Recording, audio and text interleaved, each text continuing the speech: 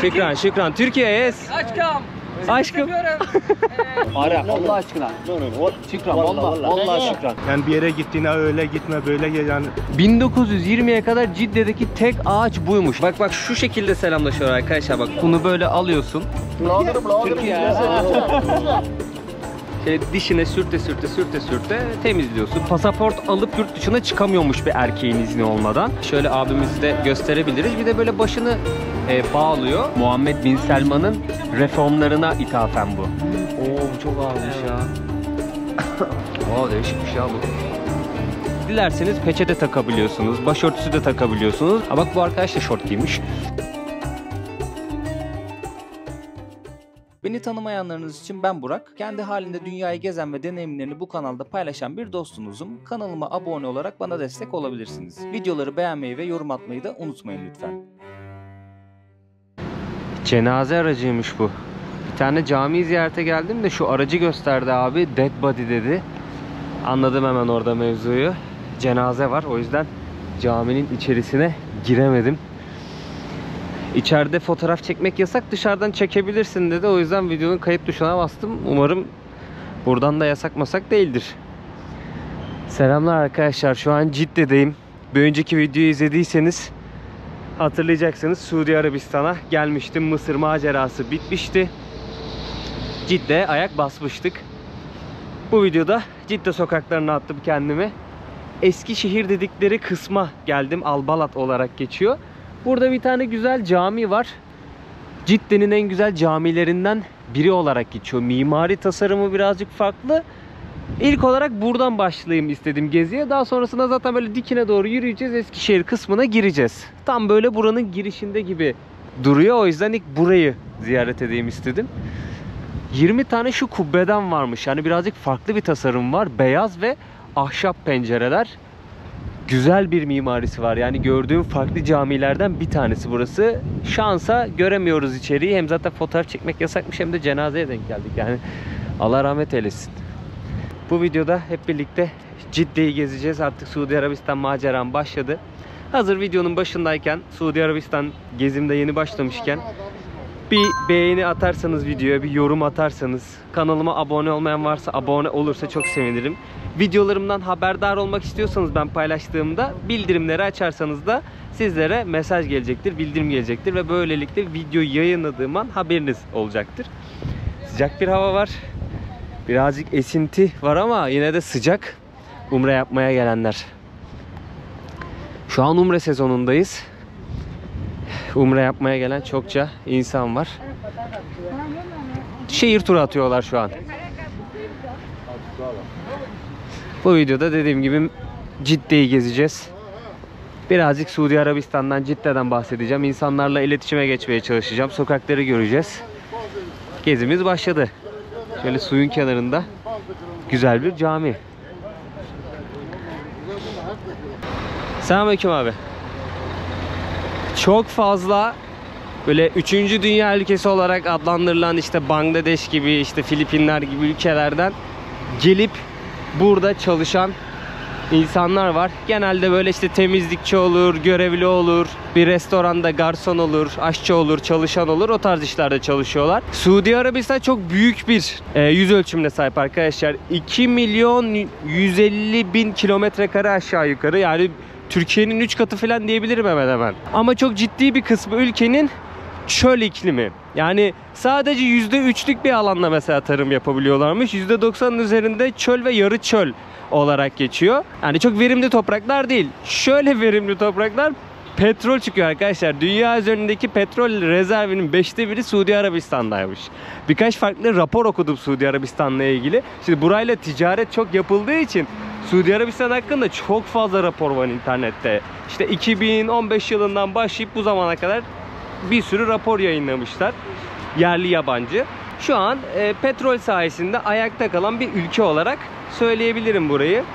Suudi Arabistan bir krallık. Burada harbiden bir monarşi var. Yani öyle şey değil. Öyle nasıl denir? Merhaba abi. Merhaba, nasılsın? Sağ ol. Selamünaleyküm abi. Nasılsınız? İyi misiniz? İyi misin? Sağ ol. Sizler nasılsınız? Geziyor. Video çekiyorum. Sıkıntı var mı abi? Yok. Ha tamam. Bilgi veriyordum abi Suudi Arabistan hakkında. Geziyorum da Gezerken de böyle bilgiler veriyorum. İnsanlarla güzel konuşup iş yap. aktarıyorum. Çok iyi yapıyor. Maksat şey yapmak, böyle insanlara vesile olmak yola çıkması için. Biz de zaten buraya gelmeden önce senin gibi videolardan çok faydalandık. Çok güzel abi. Baktık, gördük. Sizin Şeyler elde edindik, geldik. nereden geldiniz? Finlandiya'dan geldik ama aslen İran Türk'üyüz. Aslen? İran. İran Türk'ü. Aa, neresinden? Tebriz. Tebriz abi. Tebriz mi Urmiye? Ben ikisini de çok severim. İkisinde de çok güzel dostlarım var abi. Oldum abi, gittim. Gittim, çok severim. Urmiye'yi de Tebriz'i de ya çok yakın güzel dostlarım var Ne oradan. zaman geldiniz? Ben bugün geldim abi daha. geldin. Evet, Nerede sabah gideceksin? indim. Şimdi Albalat'a doğru yürüyorum abi. Ha, başka o şeylere gitmeyeceksin. Medine, Mekke. onlar- Gideceğim abi, gideceğim. Ha, gideceksin. Bir aksilik olmazsa gideceğim. Siz turizm için mi geldiniz? Turizm için vizası. Güzel. Turizm vizası aldın. Turist vizesi aldım, evet abi. İşte bir sene kalıyorsunuz turist. Ya bir sene boyunca gezme hakkınız var. 90 gün kalıyor Türk vatandaşları toplamda. Hoca kaça alırlar vizanı? Ben 402 riyale aldım abi. O da 110 dolar yapıyor aşağı Her yukarı. yerde de böyle şöyle. Sizin için de mi öyle? Böyle bizim için bile 100 euro olur. Hani ben e-vize aldım. Dilerseniz kapıda vize olarak da alabiliyorsunuz. Kapıda da aldınız ha? Ben e-vize aldım. Ben internetten form dolduruyorum. Ha. Form doldurup aldım. Biz de aynı şekilde. Aynen. Aynı İş şekilde. garantiye kalırsın diye. Evet, daha mantıklı. Ama aynısını kapıda yapıyorlarmış zaten. Ama da işte bilmiyorsun. Önceden aldığın zaman daha garanti. Tabii. Ne olur ne olmaz falan diye sürprizlerle karşılaşmamak için iyidir ki hele o önceden alıp gelsin. Doğru. Siz kaçıncı gününüz abi Bizim Suudi bir Arabistan'da? son günümüzdü. Biz bir haftaydı bu. Peki- Evvel gittik Mekke'ye, Medine'ye, buraya geldik. Mekke, Medine, Ha, Cidde. buradan da, akşam uçup gelecek. Ne düşünüyorsunuz peki Suudi Arabistan hakkında? Çok Bir kölge yer bulsak Olur abi. Yakıyor değil mi? Çok sıcak ya. O kötü. Şöyle geçelim. Nasıl buldunuz abi Suudi Arabistan'ı? Güzel. Özellikle ben o Mekke'den, Medine'den ben özüm de kendim de mesela çok Medine'de zaten çok şey değil ama orada kutsal topraklar. İnsanları gördüm, nece bakırdılar onlara. Etkilendim orada çok. Çok insanlar vardı gelmişler. Onların çevrelerini, halini, Kabe'ni görenler nasıl görüntüler. Çok güzel bir şey, güzel duyguydu. Bana güzel duyguydu onlar. Mekke, ya, Kabe, Mekke. Mekke'yi daha çok beğendin. Çok beğendim. Medine'de güzeliydi. yani doğduğumuzdan ölene kadar ister istemez bir şekilde buralara yaşıyoruz. O yüzden gidip yakından görmek de iyidir. Yani illa din adıyla değil. Ben de dine bağlı biri değilim ama çok isterdim buraları görmeyi. Geldim, gördüm ve mutlu da oldum. Çok memnun kaldım. Yani buradan döndüğümde de abi ben dine inanmıyorum falan, tamam inanma ama bir tarihi bir yer. O bakıştan da bakabilirsin. Ben de şahsen çok beğendim. Özellikle çok güvenli bir ülke. Ben güzel taasirat aldım doğrusu. Herkese de öneririm yani. İlla bir din adıyla olmasa da. Yani ibadet olmasa da turistik olarak gelsinler diyorsun. Gelsinler çünkü biz dediğim gibi dünyaya geldiğimizde bir kulağımıza bir şey buradan okuyorlar. Hayat boyu bunları yaşıyoruz. Ölende de bunların adetleriyle ölüyoruz. O yüzden yani gel gör yani biz mesela neresidir, ne yapıyorlar, ne yapılmıyor. Pozitif şeyler var, negatif şeyler de olabiliyor her yerde ama gelip görmek çok iyidir. Bir de böyle Arabistan'da ben düşünmüyordum. Çok yani bir yere gittiğine öyle gitme böyle gel yani serbest bir yer. Gerçekten yani doğru buranın biraz kültürüne dikkat etmen lazım ama çok ilişen yoktur. Yani herkes istediği gibi istediği yere gidebiliyor. Serbestlik çok rahat. Saygılılar özellikle. Bir şeyi beğendim bizler özellikle Suudi Arabistan'da Mekke'de halk bu namazı falan gerçekten inanarak kılıyor. Bizimki gibi gösterişli değil çok zamanlar.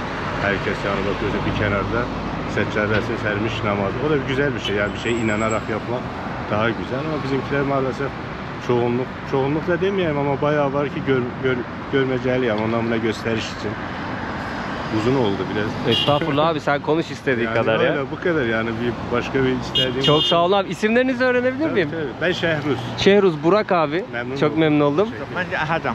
Ahadem. Çok memnun oldum abi. Ahad. Ahad. Ahad. Çok memnun oldum abi. Ben de siz. Size hayırlı yolculuklar diliyorum şimdiden. Siz hacca kalacaksan bu gece sen. Otel buldun. Otel buldum abi otel. As-Salamah diye bir bölge var, orada kalıyorum ben. Kalırsan. Orada kalıyorum abi. Sen YouTuber mısın yoksa? YouTuber'ım abi. O zaman ben seni takip edeyim. Tabii abi, telefon varsa yazayım ben. Ha, güzel korumaymış abi, o mantıklı ya. Çok Bunu- mantıklıymış abi o ya. Eskiden buraya taktığım zaman böyle şişerdi. Aha. Bunu bulmuşum tabanca gibi. Evet, silah kılıfı gibi burada güzel duruyor ama çok korumalık güzel. böyle şey iki Rahattır. parmakla alamazlar. Evet, çok rahat. Çok hoş bir karşılaşma oldu ya. Valla abilerim de sağ olsunlar buradaki deneyimlerini paylaştılar bizlerle. Farklı bir görüş olarak sizlerle paylaşmış olayım onları da. Biz de gezip gördükçe bir yorumlarız. Beraber bir tartışırız yorumlarda. Ben de fikirlerimi belirtirim videoda. Onun üstünden konuşuruz yorumlarda. Ne kadar güzelmiş ya şunun mimarisi. Taş mimari, üzerine ahşap böyle işlemelerle böyle balkon tarzı, yakına gidebilirsem göstermek istiyorum yakından. Balkon tarzı bir çıkıntı yapmışlar ve pencere. Şöyle yakından göstereyim sizlere. El emeği göz nuru, işlemişler her bir detayı. Uzaktan daha güzel gözüküyor tabi ama yakından şeyi görebiliyorsunuz, yani dokuyu daha net görebiliyorsunuz. Haritadan baktım da buranın ne olduğu yazmıyor. Bir bilgi girilmemiş. Her yerde bir inşaat var yani. Bir işte restorasyon çalışması, ne bileyim bir bina yapıyorlar. Artık apartman mı yapıyorlar, otel mi yapıyorlar, başka bir şey mi yapıyorlar? Ne güzel fotoğraf ya. Nerede kalmıştık? Ülke krallıkla yönetiliyor, ondan bahsediyordum. Ama bu öyle göstermelik bir monarşi değil. Gerçekten bir monarşi var. Gerçekten bir krallık var burada. Şu an Suudi Arabistan'ın kralı Selman bin Abdülaziz. Ama ülkeyi onun oğlu yönetiyor. Oğlunu biz yakından tanıyoruz arkadaşlar. Son zamanda bütün dünyada kendisinin adı sıkça duyuluyor. Muhammed bin Selman. Nasıl duyuyoruz? Suudi Arabistan'ı böyle modernleştirme yolunda reformlar yapıyor. Selamünaleyküm. Kifak? Şükran, şükran. Türkiye, yes. Aşkım.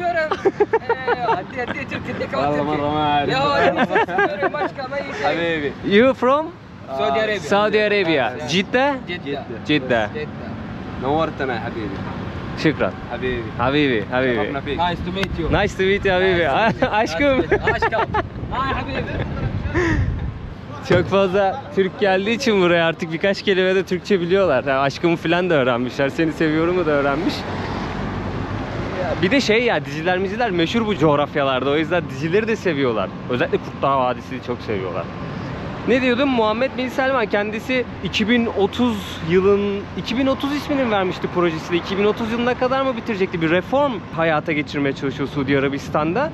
Modernleşme reformu arkadaşlar. Böyle artık işte kadınlara yeni haklar, ondan sonra ülkeyi dış turizme açma, ne bileyim işte sadece petrolden gelir elde etmeyelim, kendimiz üretim yapalım, işte başka anlaşmalar yapalım, ticaret yapalım. Yani Suudi Arabistan'ı dışa açmaya çalışıyor. Oldukça genç bir yaşı, 39 yaşında. Babasından sonra da kendisi veliaht prens, yani tahta geçeceği düşünülüyor. Kendisinden her videoda biraz bahsedeceğim. Çünkü gerçekten Suudi Arabistan hani bizim kafamızda biraz böyle katı bir ülke, şeriatla yönetilen bir ülke.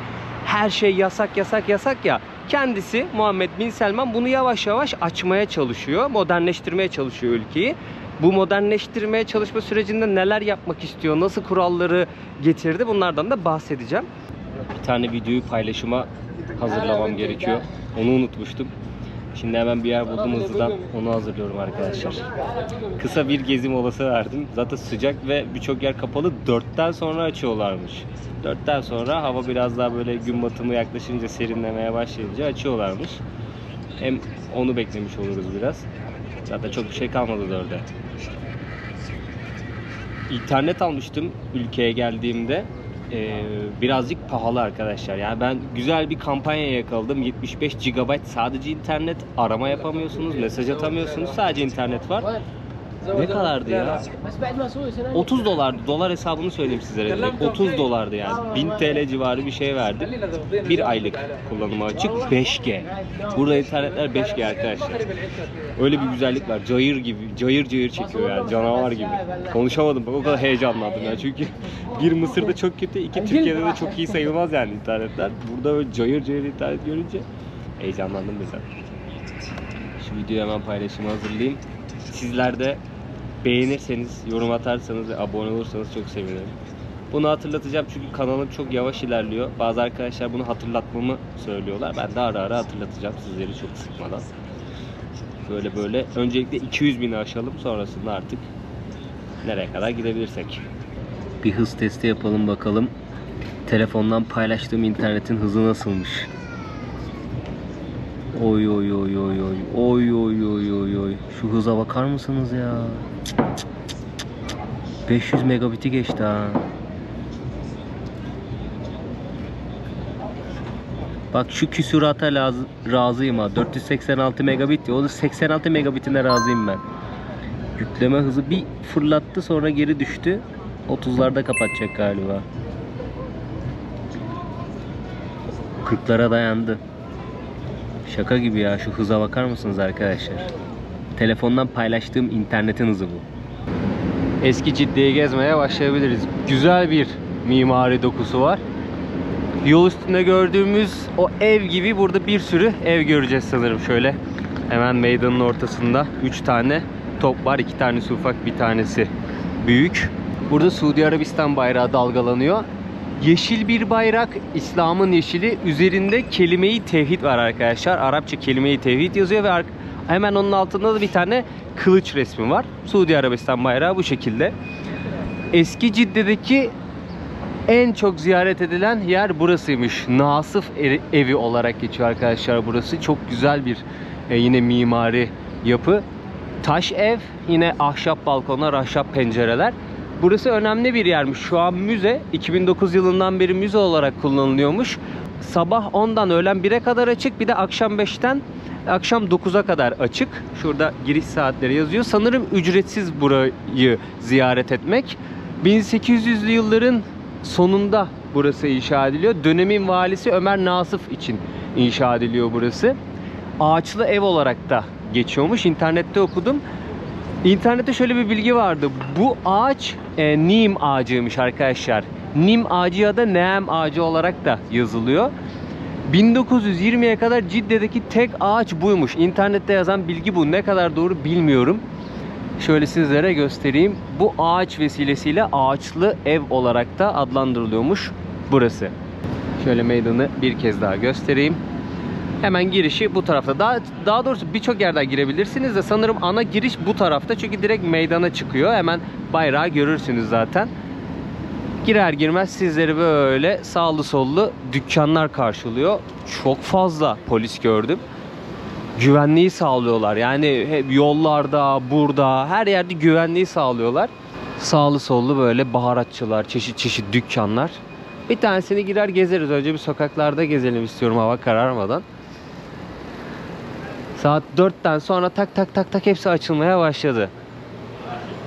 Değişik değişik kokular geliyor parfümerilerden.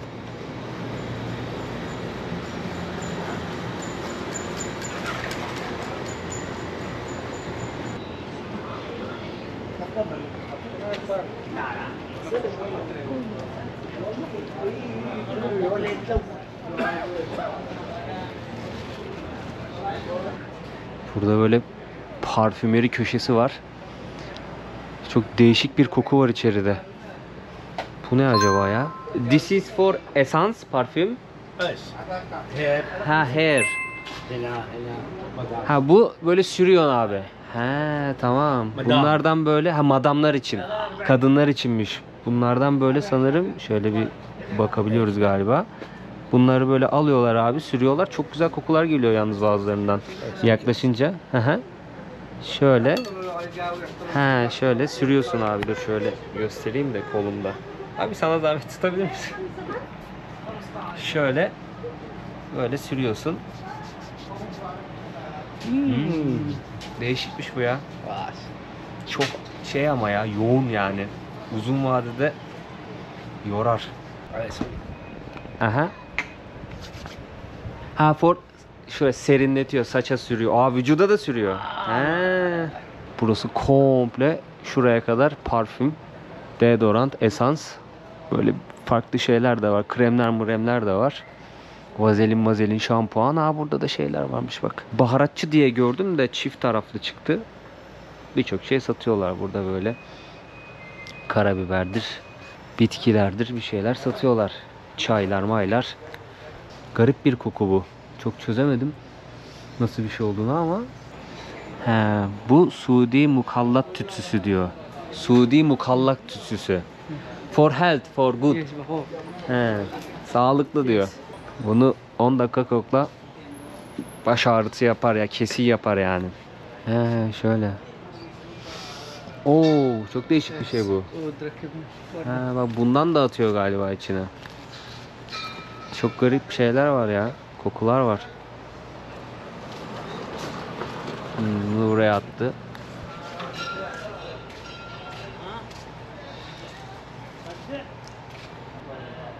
Oo, bu çok ağırmış ya.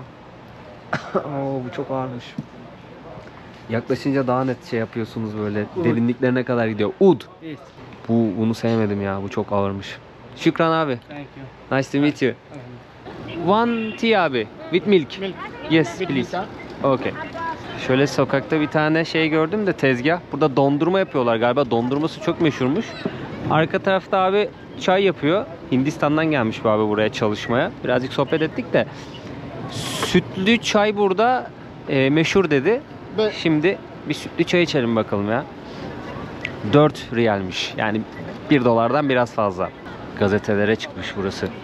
Selamünaleyküm. السلام. Keyfak. خير ما شاء الله. Eyvallah abi, şükran. خلاص هذا عندي خلاص. Aa, no, ara Allah aşkına. Allah aşkına. Ara. Ben ısmarlayayım sana. Ben ısmarlayayım sana. Ara Allah aşkına. Şükran. Vallahi şükran. Türkiye. Blogger English blogger issue आता कैमरा मुश्किल Hello. काल कैमरा के my issue ये नहीं ना camera Thank you so much. What is your name? محمد. Muhammed. Muhammed sağ olsun şey yaptı da çayı o ısmarladı da ille ben ödeyeceğim dedi. Birazcık mücadele ettik. Çok memnun oldum. Nice to meet you. Nice to meet you. Arkadaşlar bir tane çay almış olduk. Sağ olsun Muhammed. Şükran abi. Bay bay. O da eşiyle konuşuyor. Eşiyle konuşuyor o da. Bir de galiba kızı var. Onlarla bir şey yaptırdı. Merhaba der misin dedi. Tam cebimden para çıkartacaktım. Çocuk adama işaret yaptı dedim. Yok ben ne diyeceğim dedim. Hatta ya ben ısmarlayayım sana dedim yani. Ne olacak, bir tane çay ısmarlamış oluruz yani. Sağ olsun ya. Hatta ilk günden güzel insanlarla karşılaşıyoruz. Sütlü çay arkadaşlar burada içiyorlarmış. Abi öyle söyledi. Biz de içelim bakalım. Oo, değişikmiş ya bu. Ne çay acaba? Çok garip bir tat geliyor. Yani çıkaramadım. Güzel desem güzel değil, kötü desem kötü değil. Şeyde kaldım, muallakta kaldım ya. Ana kelebek ölmüş ya.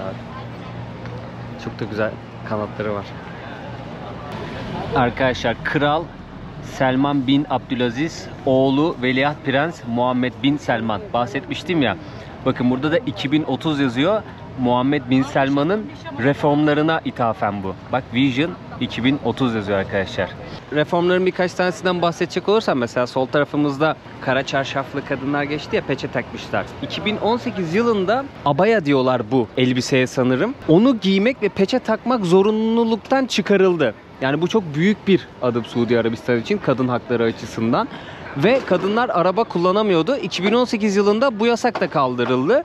2018'den beri kadınlar araba kullanabiliyorlar Suudi Arabistan'da arkadaşlar. Mesela futbol maçlarına gidemiyorlardı. Futbol maçlarına gitmeye başladılar. Böyle farklı haklar verdi Prens Bin Selman. Bu da reformların bir parçası aslında. Erkekler de bu abimiz gibi uzun beyaz entari giyiyorlar. Ona da abaya diyorlar sanırım. Yani şöyle abimizi de gösterebiliriz. Bir de böyle başını bağlıyor. O da çöl ikliminden kaynaklı olsa gerek. Çünkü altta defilesi yok abi. Ben Mısır'da yanlışlıkla bir kere abi böyle eteğini şey yaparken, havalandırırken, sıcak çekiyor orası da. Yanlışlıkla donunu görmüş bulundum abi. Şöyle bir bakıyordum. Böyle tam kaldırırken görmüş bulundum. Giymiyorlar yani bir şey. Donla takılıyorlar. O yüzden çöl ikliminde şey yapabiliyorum, anlayabiliyorum yani. Rahatlatıyordur o. Buraya da güzel bir slogan yazmışlar. Keeping our city clean. Yani şehrimizi temiz tutalım. Yani Mısır'la çok ciddi iki fark söyleyeceksem, birincisi burada çok az korna çalınıyor. Yani çok az. İkincisi Mısır'a nazaran çok temiz. Keyfak. Oo. hurmalar. Very nice. Yaş hurmalar, kuru hurmalar. Come here, come here. Şöyle kuru hurmaları göstereceğim sizlere. Ben yaş hurmaya İran'da alıştım. İran'da güzel oluyor yaş hurmalar ama kuru hurma en sevdiğimdir. Hatta şu, direkt bu. En sevdiğim hurma budur arkadaşlar. This is Medine hurma. Medina. Medine hurma. Ha? Medina. Hah tamam, Medine hurması. Adını hep karıştırıyorum. You from Jeddah? You're from Godda, yes. Jeddah. Jeddah. Good. Godda. This is abaya. This clothes. Abaya. So, name? Abaya. Okay. Abiler anlaşamadı. You're Turkish? Turkish yes. Yes, From Turkish. Türkiye. Yes. I'm from Yemen. From Yemen. Yes. Abimiz müşteriyle ilgilensin de ben sizlere şöyle hurmaları göstereyim. Böyle çeşit çeşit hurma var. Bak abimiz Yemen'den mesela. Hintli abiyle tanıştık. Bangladeşli ile tanıştım. Farklı farklı ülkelerden gelip insanlar çalışıyorlar burada. Ekmeklerinin peşindeler. Nüfusun, bu arada ülkenin nüfusu ne kadardı? 37 milyon yaklaşık. Memnun oldum abi. Gel elini sıkayım. Eyvallah abi. Bak bak şu şekilde selamlaşıyor arkadaşlar. Bak bu baş parmağı şöyle araya sokmuyor bak. Şuradan şöyle tokalaşıyorlar. Şükran abi. Eyvallah. Vallahi şükran. Eyvallah abi, şükran. Eyvallah. Sağ olsun abi. Hurma verdi. Hurmalardan şimdi atıştırayım, birazcık enerji toplayalım. Aşağı yukarı 37 milyon bir nüfus var burada. Ülkenin %25 ya da %30'luk kısmı yurt dışından gelip burada çalışan göçmenleri oluşturuyor arkadaşlar. Yani işte Bangladeş'ten, Hindistan'dan vesaireden, oradan buradan Suudi Arabistan'a geliyorlar. Burada işte çalışıyorlar. Buradaki şirketlerde çalışıyorlar. Özellikle çok fazla mühendislik ve işte inşaat alanında iş yapılıyor burada. Gelip çalışıyorlar. İnsanlar ekmeğini diyorlar ve nüfusun çok ciddi bir kısmını oluşturuyorlar aslında. Ama Suudilerin o hakları onlara verilmiş durumda değil. Onlar bazı haklardan mahrumlar bu arada. Onu da söylemek gerekiyor. Çok güzelmiş ya. Bayağı güzelmiş. Yemenli abilerimizin ikramı. Sağ olsunlar. Arkadaşlar bakın burada misvak var. Bir tane abi gördüm de dişini bununla böyle temizliyordu. Dedim abi o misvak mı? Evet dedi. Burayı gösterdi. Dedim sizlere gelip göstereyim tezgahı. Böyle irili ufaklı misvaklar. Bunu böyle alıyorsun. Şöyle dişine sürte temizliyorsun. Beyazlatıyorsun galiba. Öyle bir etkisi var. Onun için kullanıyorlar. Bakın burada şeyleri kesiyor. Küçültüyor, inceltiyor. Şu şekilde satıyor. Şöyle paketli hali de var. Var mı kullanan daha önceden? Gerçekten işe yarıyor mu? Yorumlarda yazarsa çok sevinirim. Ben daha önceden hiç kullanmadım. Çevremde kullanan birini de tanımıyorum. İlginç gerçekten ya. Baksana kocaman. Mesela ne kadar kullanıyor? Şunu aldı. Gerçi bitene kadar kullanıyordur da hangi kısmı daha yararlı? Şu kabuğu mu, bu içi mi? Hangi kısmı daha yararlı dişe? Gerçekten yararlı mı? Şurada turistlerle bir anket çalışması yapan arkadaşlar biraz önce benimle de konuştu. Bir anket çalışması yaptık. Birkaç soru sordu. Cevap verdim. Bu Eskişehir'le ilgili. Ona sordum bu kadınların giydiği kıyafetlerin zorunluluğu hakkındaki o internette okuduğum şeyi. Şöyle söyledi. Suudi Arabistan'da dileyen kadın kapanıyor. Dileyen kadın kapanmıyor. Yani dilerseniz peçete takabiliyorsunuz, başörtüsü de takabiliyorsunuz. Yoksa saçınız açık da gezebiliyorsunuz. Yani tamamen kadınların inisiyatifinde ve isteğinde bu durum. Zorlama yok. Öyle bir kural yok. Şu an kalkmış durumda o kural. Onu da netleştirmiş olalım. Direkt birinci ağızdan öğrendim. Ama hala bazı yasaklar devam ediyor kadınlar için. Mesela bir erkeğin izni olmadan banka hesabı açamıyormuş. Çünkü hala vasilik sistemi devam ediyormuş. Pasaport alıp yurt dışına çıkamıyormuş bir erkeğin izni olmadan. Bunun dışında evlenme ve boşanma kısmında da yine erkeğin rızası gerekiyor. Yani kadın tek başına boşanma davası açamıyor arkadaşlar. Tek başına karar veremiyor yani bu konuda. Bunun gibi bazı yasaklar hala devam ediyor Suudi Arabistan'da. Ben de bazı haberlerden bunları aldım, bazı makalelerden notlarımı edindim. Ya şöyle bir sıkıntı var. Çok fazla yanlış bilgi oluyor internette. Acaba gerçekten o yasak hala devam ediyor mu yoksa kalktı mı gibisinden bayağı bir araştırma yapmanız gerekiyor. Ben de işte bunları aldım internetten, birkaç kaynaktan doğruladım ve sizlerle paylaşıyorum arkadaşlar. Eskişehir bayağı canlı. Yani saat 4'ten sonra gerçekten hareketlendi ya. Ben 3 gibi filan geldim buraya. İnsan yoktu. Birden canlandı bak. Birden canlandı. Ve sadece turistler değil, yerel halk gelip burada gerçekten alışveriş yapıyor, işini gücünü görüyor, geziyor.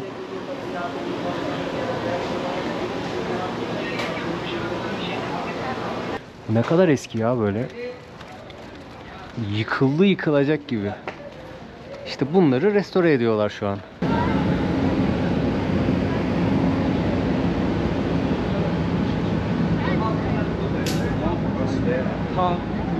Veliaht Prens Muhammed Bin Selman'ın fotoğrafını halıya dokumuşlar. İnternette bir şey okudum. Suudi Arabistan'da resmi daireye girmek istiyorsanız bu arkadaşlar gibi, şu soldaki abi gibi giyinmeniz gerekiyormuş. Yani buranın yöresel kıyafetini tam anlamıyla giyinmeniz gerekiyormuş. Neydi ya şu kafasına taktığı örtünün adı? Unuttum ya. Unuttum. Şöyle kalabalığa kaldık. Şuradan geçelim. Burada da böyle kafeler var. Baksanıza çocuk şort giymiş. Mesela önceden ben, şu arkadaş da şort giymiş. Buralı sanırım ikisi de. Önceden hep benim aklımda şöyle canlanıyordu. Aylarda da bir tane şort giyen arkadaş var. O bayağı 4 oldu bak. 4'tür şort giyen birini görüyorum. Bak aynı yerde 4 kişi. Hello. Afiyet olsun. Fine, eyvallah. Önceden benim aklımda hep şöyle canlanıyordu. Hatta ben o şey formunu doldururken bir önceki videoda nasıl e-vize alabileceğinizi anlattım. Orada e-vize alırken size kuralları da söylüyor. Yani Suudi Arabistan'a geliyorsunuz. Burası şeriatla yönetilen bir ülke. İşte kadınların da erkeklerin de giyim, kuşam kuralları yazıyordu. Mesela şorta çarpı koymuştu. Şort giyemezsiniz gibisinden ama bak 4 kişi gördük hemen aynı yerde. Demek ki artık eskisi gibi öyle katı kurallar yok. Dediğim gibi işte bunlar hep Veliaht Prens'in reformlarından sonra gelişen şeyler. Yani bundan bir 20 sene öncesini hatırlayın, 10 sene öncesini hatırlayın. Belki daha da geriye gittiğimizde Suudi Arabistan aklımızda çok katı, işte katı şeriat kurallarıyla yönetilen. Belki hala öyledir. Ben çok bütün kuralları bilmiyorum bu arada. Hala işte idam cezası, hırsızlıkta el kol kesme vesaire vardır. Ama eskiden tak diye bir ölüm cezası veriyorsa şimdi biraz daha belki şey yapmıştır. Yani kuralları yumuşatmıştır. Çok emin değilim. Okumak gerekiyor aslında hepsini. Ha bak bu arkadaş da şort giymiş. Böyle yani arkadaşlar, bu 2030 vizyon reformu muhabbeti Suudi Arabistan'ın hem dışa açılma, turist çekme ve modernleşme sürecindeki en önemli şey diyebiliriz şimdiye kadar. Prensin, yani Veliaht Prens'in bu hamlesi yüzünden buradaki ulemayla, işte din alimleriyle birazcık böyle arası sanırım şey olmuş. Yani tartışmalara yol açmış çünkü gerçekten radikal bir şey yapıyor kendisi. Püfür püfür esmeye başladı ya. Püfür püfür esiyor şu an, mis. Burada da bir sürü kuyumcu var. Selamünaleyküm. Abi o kadar dikkatli baktı ki. Burası artık restore edilecek. Kültür Bakanlığı el atmış durumda. Bayağı eskimiş. Selamünaleyküm. I want to exchange dolar. Dolar, riyal. 200 dolar bozdurayım da bir daha uğraşmak istemiyorum. Yetmeye de bilir gerçi. Burası pahalı bir ülke arkadaşlar. O yüzden yetmeye de bilir. Yettiği kadar. Bugünün kuruyla 1 dolar 3.70 1 dolar 3.74 riyal. Orada Türk lirası da yazıyor. 1 TL de 0.11 Mısır riyali. Mısır riyali ne? Suudi Arabistan riyali. Small pieces please. Small pieces please. They don't exchange. 50 it's okay please. Abi burada 50'yi bile bozamıyorlar bazen ya. O yüzden küçük para en temiz yani. 50'den büyük para istemiyorum. 200 riyal güzelmiş ha, gri. Şöyle göstereyim parayı. Fark ettiyseniz önünde Vision 2030 yazıyor. Bu bahsettiğim reformlar. 200 riyal. 500 riyal de gördüm. 500 riyali bozamayız bak. Bu 100 vermiş de bu 200 ile 100'ü de bozarken yani şey yapacağız. Can çekişeceğiz ya. 50'yi bile bozamıyorlar. Şöyle yüzü de gösterdim. Bir tarafı İngilizce, bir tarafı Arapça. Şöyle göstereyim, 50 riyal. Bu da 10 riyal. Mesela ben bunu saklarım, 5 riyal. İşte 1 dolardan biraz fazla yapıyor. Bu hatıra parası ama diğerlerini saklamam. Bozuk paralar var, bozuk paraları da göstereyim. Şu 2 riyal, bu da 1 riyal arkadaşlar. Şu para yırtık. Bunu bir değiştirmelerini rica edeceğim. Yırtık para kabul etmeyin hiçbir yerden. Bazen kıllık oluyor, bir şey oluyor. Sizi zor duruma sokmasınlar. Suudi Arabistan'daki ilk günüm böyleydi dostlar. Artık maceramız başladı. Umarım keyif aldınız. Elimden geldiğince sizlere etrafı göstermeye çalıştım. İnsanlarla diyaloğa girmeye çalıştım. Ve bildiklerimi aktarmaya çalıştım. Videoyu beğenirseniz, yorum atarsanız ve abone olursanız çok sevinirim. Bir sonraki videoda yine Cidde'de olacağız diye umuyorum. Görüşmek üzere. O zamana kadar kendinize çok iyi bakın. Adios amigos.